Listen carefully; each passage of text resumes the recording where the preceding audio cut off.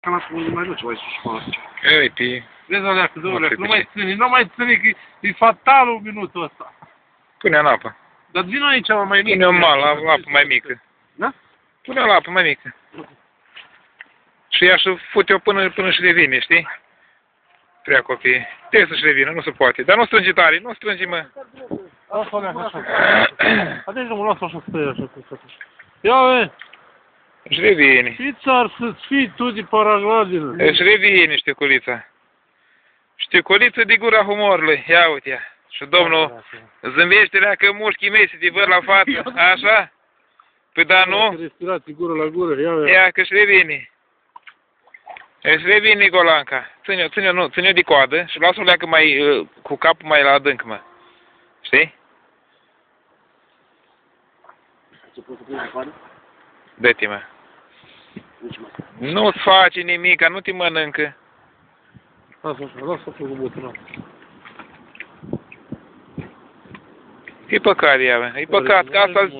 Cum? Nu, moare. Nu. Rezistă, că e rece și rezistă. Strigă afară. Aha.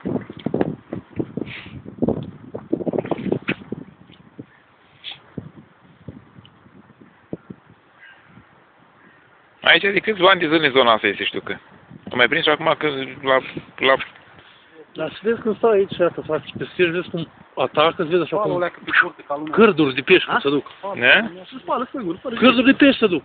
Azi la greu de nu știu câte ori. Da, spate, mai spate. Spate acolo, e mare, stai mă trebuie să exact cum ia vatul pe set așa stă. Viteză. Dacă poți să dă că merge cu copii. Da, nu-i păcat de ea.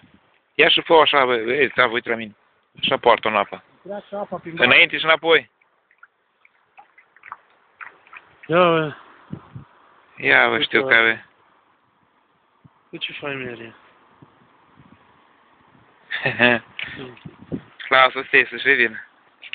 Lasă-o știe să-și revină, Golanca. Da, la mult poți să dacă pare rău, acum pare rău.